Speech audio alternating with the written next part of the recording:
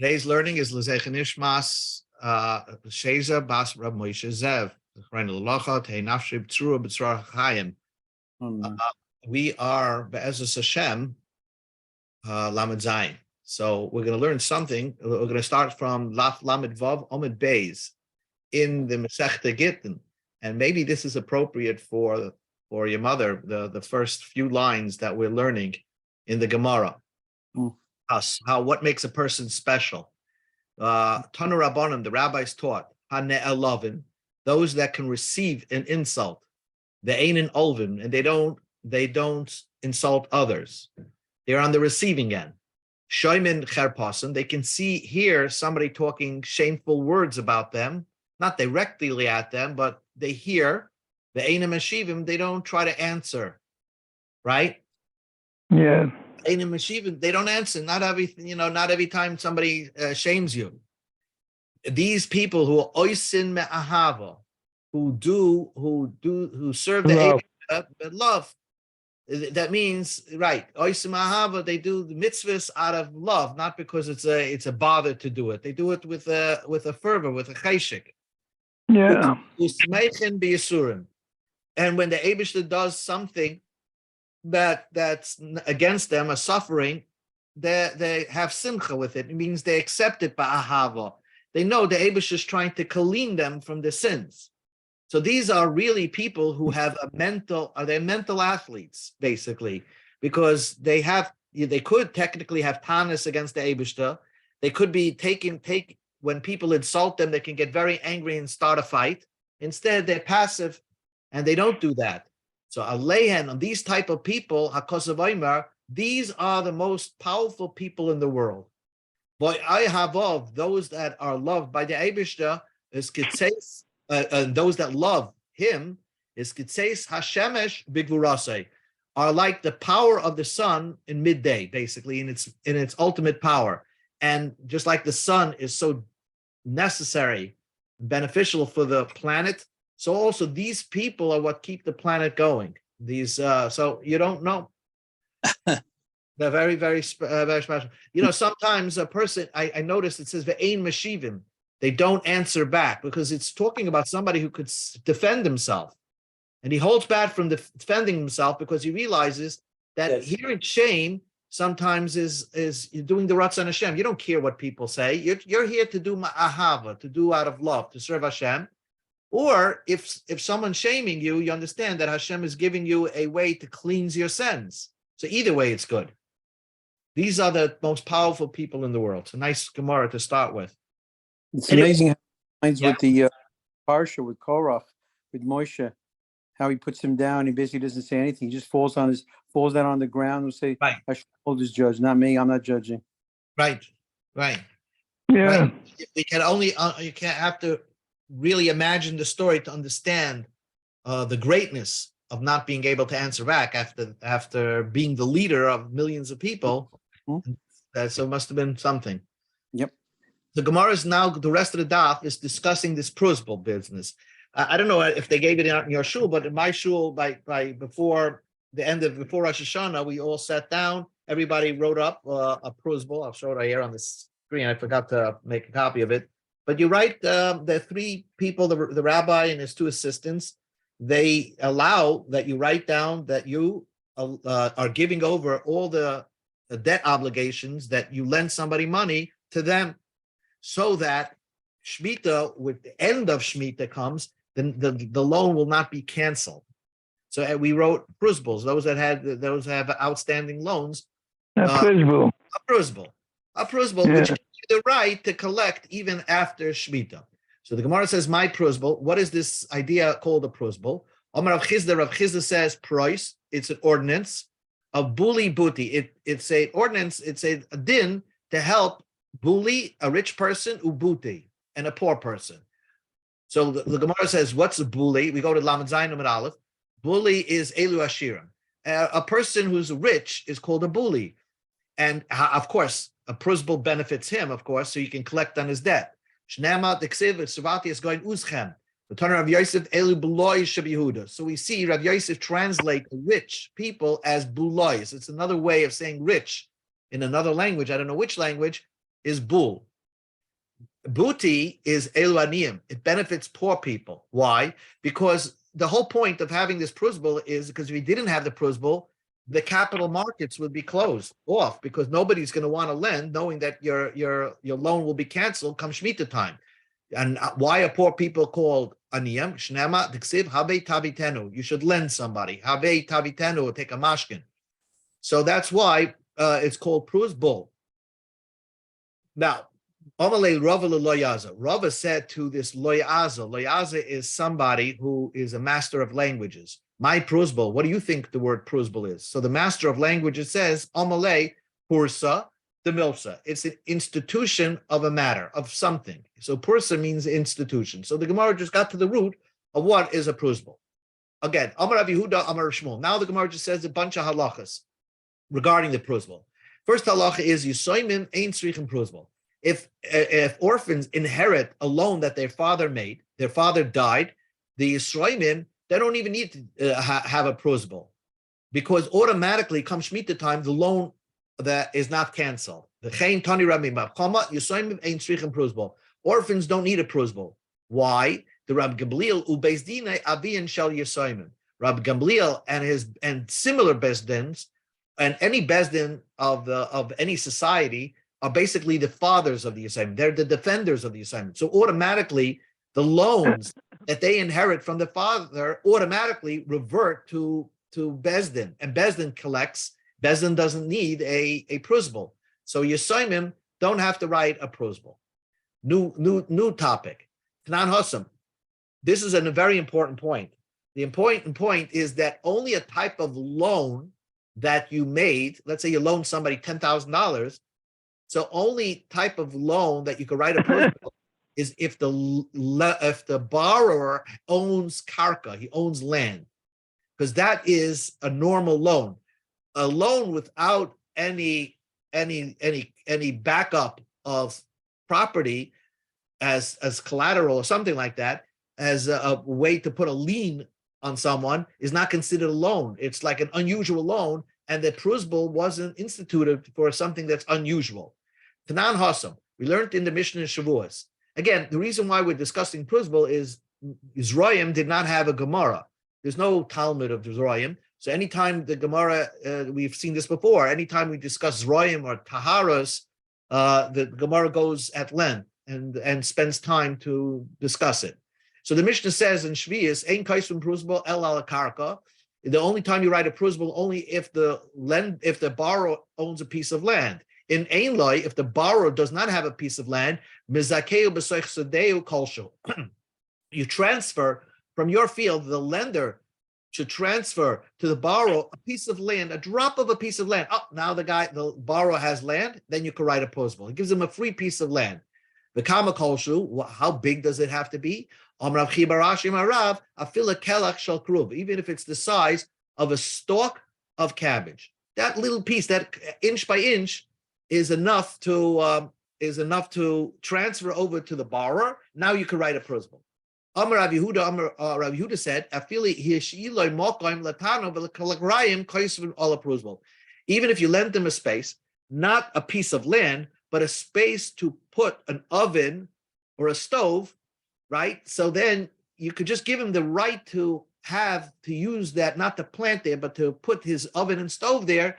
That's enough for the lender to write a prusbul, can write a prusbul on behalf of to the borrower, because the borrower now owns some form of property. He has a right to park his car somewhere, or his tanner. Eini, we learned it not true. Well, Tani Hillel said, Ein kaisum prusbul, we don't write a prusbul, ella al otzes nokabul, until you transfer, let's say, a plant that has a perforated holes in the pot.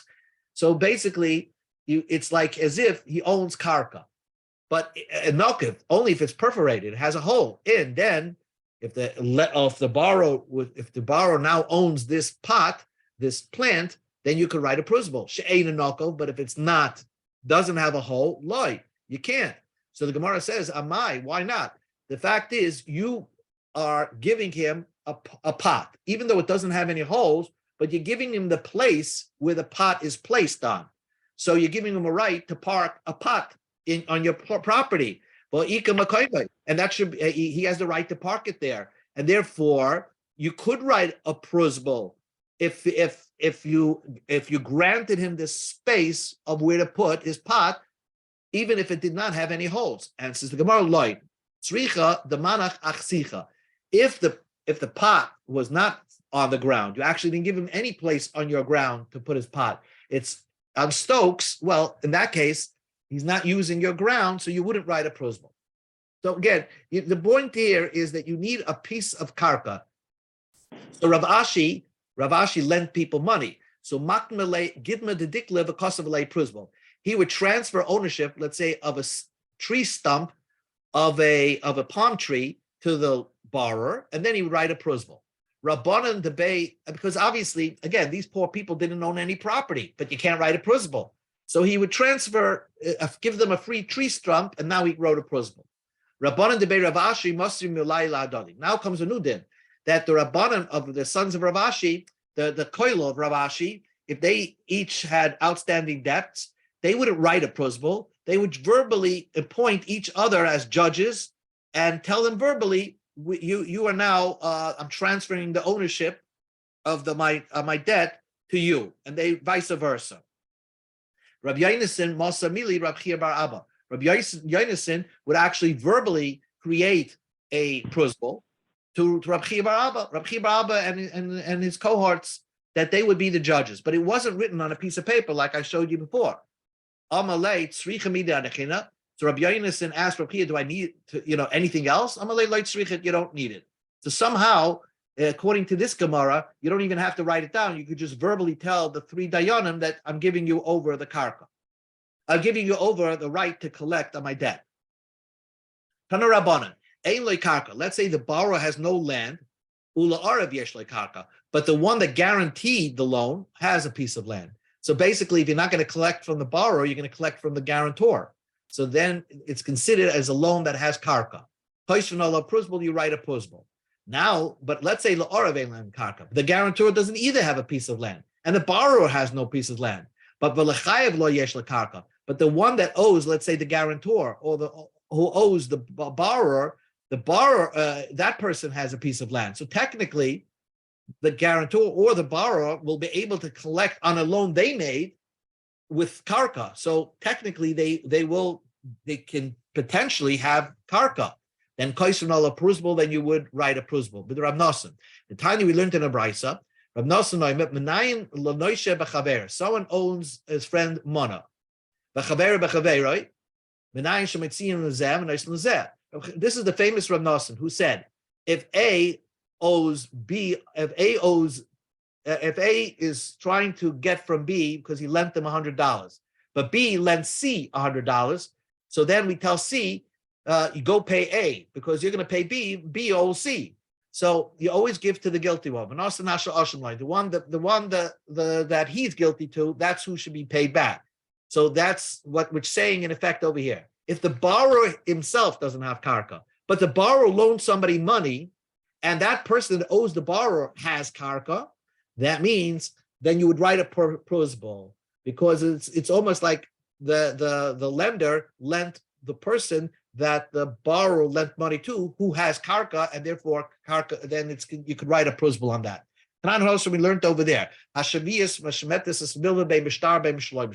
The Mishnah says Shemitah would cancel a loan, whether the loan was made on a piece of paper, a document, or not with a document. What does this mean? Rav Shmuel, Darmei Tevai, Rav Shmuel both say bishtar means the loan that's canceled is shtar sheyesh b'achrais nechasim. A loan that has achrais nechasim means it has collateral of property. Shaloi bishtar. What does it mean? A loan that was not made with a document, shein b'achrais nechasim, that has no backup of land. Even if it's an oral loan, so any type of loan, basically, Shemitah would be cancel it. Any type of loan, even if it's secured by karka or not secured by karka, Shemitah would cancel the loan. Comes along Rabbi Yochanan and Rabbi Shimon ben Lakish, the Amri Tarvayu. Rabbi Yochanan and both Rabbi Shimon ben Lakish would both say, Bishtar means Shemitah cancels a loan that is written in the document. It's a loan that's written in a document, but it's not backed by as collateral as karka. It has no land backing up the loan. Shloi b'shtar means milva alpeh, an oral loan. An oral loan, these types of loans are canceled by shmita. But if you actually made a loan and secured as collateral of the loan karka, it would not cancel. Shmita, you don't even have to write a principal. The fact that it's backed by karka, that would not cancel the loan. Something we didn't learn at all before. Tanya Kavosid Rabbi Yochanan Reb Shimon Malakish. We actually just learned the opposite. That if we transfer a karka to the borrower so that you can write a principal, this Rabbi Yochanan held that if the loan was made with a backup of karka as a collateral, you don't write, then it won't be canceled. Tanya Kavosid Rabbi Yochanan Reb Shimon Malakish. Tarchoiv Mishamit. Normal loan gets canceled by Shemitah. But if there is a responsibility of karka backing up the loan, it would not cancel. Tanya Idach, another proof to Rabbi Yochanan. Let's say in the loan document it says that what's backing up this loan, he designated one field to back up the loan, then that type of loan is not canceled by Shemitah. Even if he wrote that every karka that I have should be responsible for this loan, it would not be canceled by Shemitah. Even if he did not designate one piece of land, he just said all my possessions are responsible for this loan, it would not be canceled. Now the Gemara says that in practice, this was not done. Because Krevid Rab Asi Havilei Hushtara, the relative of Rab Asi, had the shtar that have a kosim be'achrais nechosim, that he loaned somebody money. He didn't write a principal, but the loan was made with the responsibility of the possession, with a collateral of karka. Also the Kamei Rab Asi, so he came to Rab Asi. I didn't write a principal. Can I still collect? Amalei mishamit or yenim mishamit? Was this loan canceled by Shemitah or not? Amalei, so Rab Asi told him, it's not canceled by Shemitah. Shvake, this person left Rab Asi, the also came to Rabbi Yochanan, came to Rabbi Yochanan, who was the originator of this idea that if the loan was made with the backing of karka, it would not be canceled. Amalei, B'shamit. Rabbi Yochanan said it is canceled.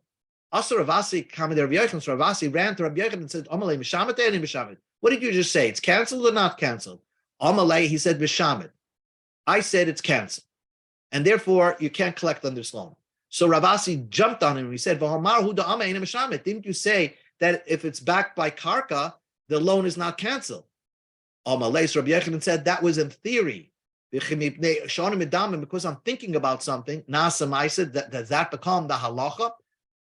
Amalei, so Rav Asi said, we had a couple of brises that proved that you are correct in your thinking. Amalei, so Rabbi Yochanan says, Tilmahi Beishami. Those brises go according to the Beishamai, that who holds the Amri, Shtar Ha'oimid Ligvois Kagovi Dami, that a star that is set up to be collected on is considered as if it's collected. So therefore, it's more secure, according to Beishamai, the fact that it's backed by karka, and karka is easy to foreclose on. So therefore, it's almost as if it's a collected debt. And that's why it's not canceled, because the Torah tells you, lo yigos, when it comes to Shemitah, don't make a collection, don't collect. But if it's collected already, if you already have it almost in collection, you're just waiting for the transfer to go through, so then that's not a loan that's cancelable by Shemitah. But that's only the opinion of Beishamai. Says Rabbi Yochanan, perhaps Beis Hillel will disagree, and that although the loan was backed by karka, it would have been canceled by Shemitah. And therefore, this loan probably is not non-collectible anymore because the person, the relative, Rav Asi, did not write a principal. Tanan Hashem, we learned over there. Now the Gemara says, if you lend somebody money with a mashkin, then those loans are not canceled. So the Gemara says, if you give your your documents to Bezdin to Tafsalei Beidina. That makes sense. That's the whole idea of Prusable. That it's not canceled because you gave the right to collect on your loans to Bezdin. Of course, the loans are not cancelable come Shemitah. Alva Malva al Hamashkin. But let's say you took a mashkin, which is an actual piece of collateral, not that it's backed by it, but you actually brought home, let's say, a suit from the guy that you lent him money, and you're holding on to his suit. So then that loan is not cancelable. Why? My timer, Rabba said, because you're holding on to something that in case the loan is not paid, you already collected your payment already. And so therefore, that's why it's not a cancelable loan, because the Torah says, Lo yigas, don't make a new collection on Shemitah. But if you collected on the loan by holding a piece of collateral, so then Rabbi said that wouldn't be involved in the loans that are cancelable by Shemitah. Amalei Abaya El Ma'ata Ahilvoy V'dar B'Chavitzera D'Tafeslei Hachanami D'Lo Shamit. Let's say you lent him money, and now you're living in his backyard. You lend somebody money, now you're living in his backyard. So you're actually there. You're using something from the person you lent money. Would you say if this loan would not be cancelable? Amalei. So Rav explained Shani Mashkin. When you're holding on to an actual piece of collateral, like the suit, the konele, you actually own it. Mid Rabbi Yitzchak, because Rabbi Yitzchak said, how do I know that a debtor, that he owns the collateral? In other words, he owns the collateral, because the Torah says when you have a collateral, you took let's say somebody's pajamas as collateral, the Torah says at nighttime, make sure you return it to him. And the Torah says, it's considered tzedakah that you're returning it to him. So, and then take it back in the morning if you want to hold on to the collateral. That's what the Torah says. If you do that, it's as if you're giving tzedakah. So tzedakah is only if you own something. But if you don't own the collateral, if you don't own the pajamas, tzedakah menayim, then why is it called tzedakah? From here, Rabbi Yitzchak derived, l'bal choiv, a debtor, he actually owns the mashkin, and therefore he owns the collateral. So because of that, this type of loan is not non-cancelable. It's not canceled out by Shemitah because it's considered as if it's collected on. And only loans that are not yet collected on, there is no collateral on, those type of loans were cancelable by Shvias without the prusbal. Non-hustle we learned over there. We go on to the Lamazayana base. Someone, now the Gemara discusses the right thing to do, that even though the loan is cancelable, if you want to return the loan to your friend after Shemitah, because it gets canceled at the end of Shemitah, so the lender has to say, oh, you want to return it? But Mishamatani, it's canceled. It's canceled. You don't owe me the money. That's technically what the lender has to say. And that's part of the mitzvah. Maybe there's a mitzvah to express it to the person.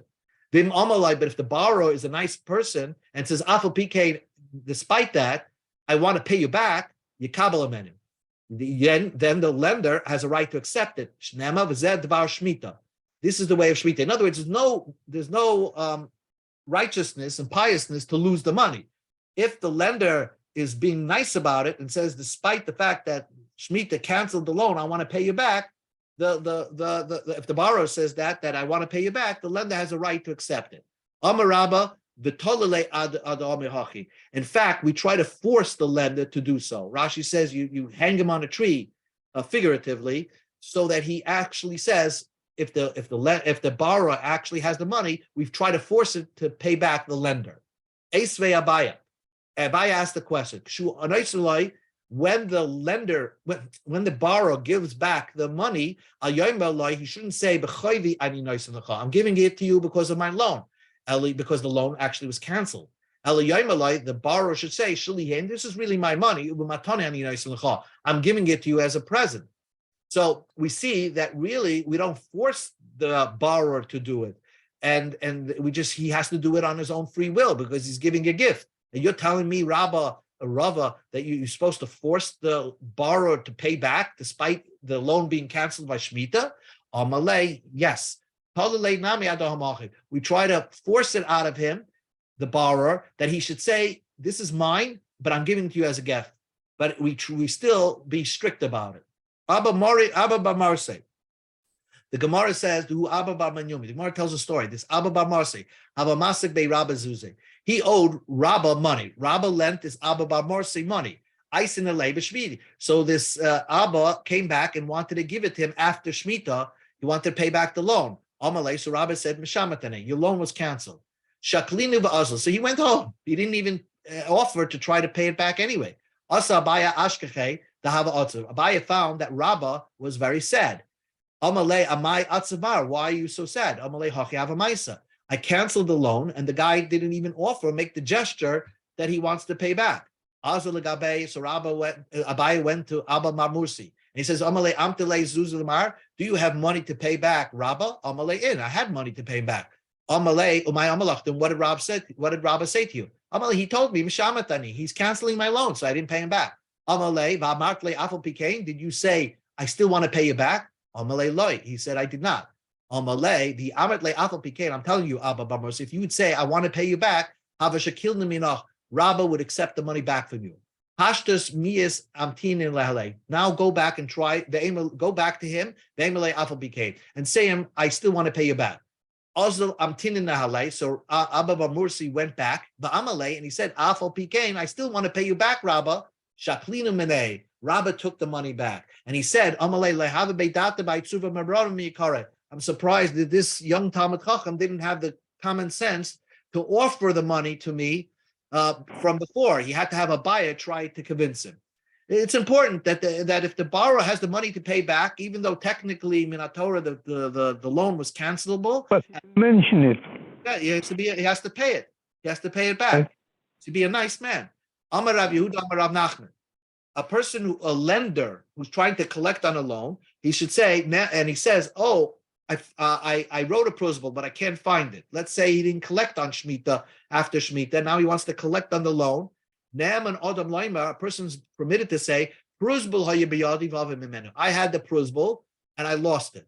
My tama, even the teknina rabbanim pruzbul isura. Since there's no cost to it to write a pruzbul. So we trust the person to say that I own the pruzbul, I own this piece of paper, but I lost it. And then he doesn't have to take a shvuah. He could still collect on the loan that he made. He also, Lakami the Rav, a lender came to Rav and he wanted to collect on a loan. Amalei, so Rav asked the Midi Pruzbal Hayalach La'avid, did you have a Pruzbal?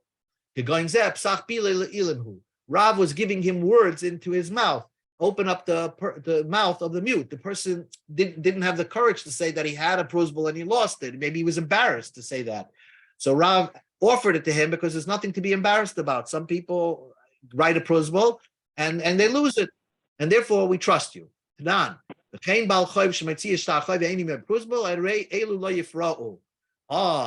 this is a question.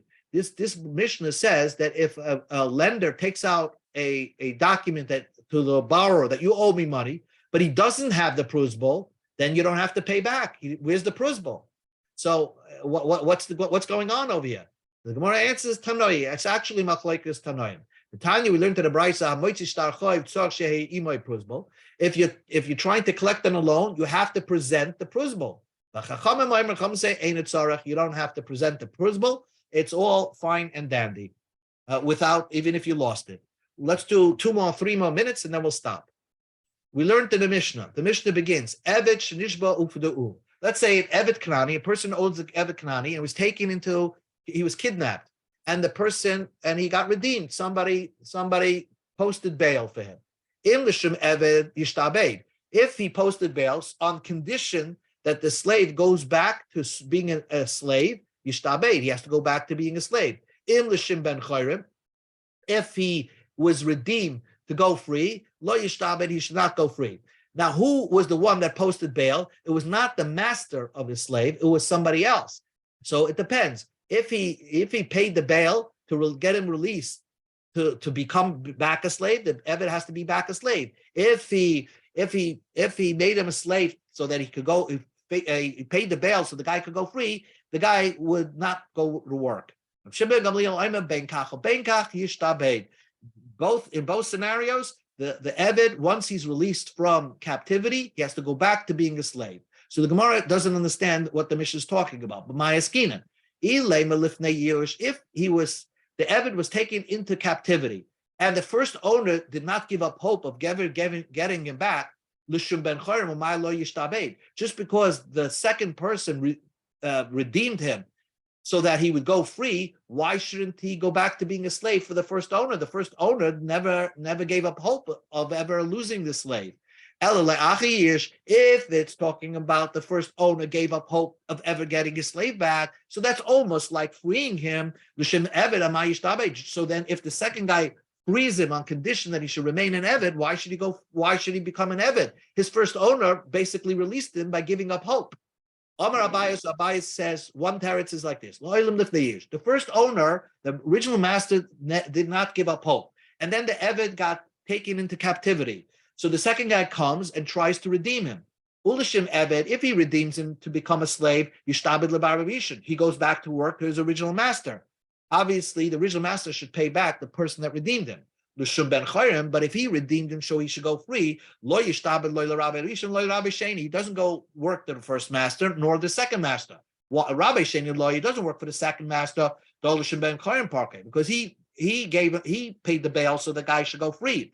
He doesn't work for the first owner. The Gemara says people will refuse from not redeeming a slave, because they will see that people will say, oh, what am I going to redeem a slave so he should go back to work? There's no mitzvah of that. Let him remain in captivity. So in order to give somebody an incentive to redeem a slave, we say to him that if you redeem him on condition that he should go free, then he goes free. No matter what, he goes back to work for the original owner. People will, just like it's a mitzvah of pidyon shvuyim for men are free, regular Jewish people, there's a mitzvah of pidyon shvuyim for a slave. And nobody's going to hesitate from freeing a slave, even though the end game he will go back to being a slave to the first master. That was Abai's explanation. So half a minute more, Rava says the explanation of the Mishnah is a little different. Really, the Mishnah is talking about that the person was redeemed after the first owner gave up hope of ever getting back his slave. And therefore, the second owner, the second person that redeemed this slave, Ulishim Eved, if he redeemed him as a slave, then he has to go work for the second owner, master, because the second master said, I'm freeing you, I'm paying your bail, unless you, on the condition that you work for me. But if he freed him on condition he goes free, he doesn't work for the first master or the second master. Rabbi Sheni, you don't work for the second master, because he gave the money and said, I'm bailing you out, and on condition you go free, fine. He doesn't go back to the first master, because he gave it to him, the first master gave up hope of ever getting him back. So he never goes back to the first master. Rab Shimon ben Gamliel, he goes back to the first owner. The first owner gave up hope. Chizkiya agreed with Rab Shimon ben Gamliel that he should go back to the first owner to work. The first owner gave up hope. There's a simple reason. If we allow this situation for the Eved who gets bailed out to go free, then every Eved Kanani will have a way to get out of jail, getting out of being an Eved anymore. He'll just throw himself to an army and take me as a prisoner of war, and then my owner is going to give up hope, and somebody's going to bail me out, then I'll go free. So therefore, we tell him that that plan will never work, according to Rabbi Shimon ben Gamliel, that if somebody else bails you out, even though it's after the years, even though the first owner gave up hope, you will still have to go back to work for the first owner. This is the topic that will be continued tomorrow, Be'ez Hashem.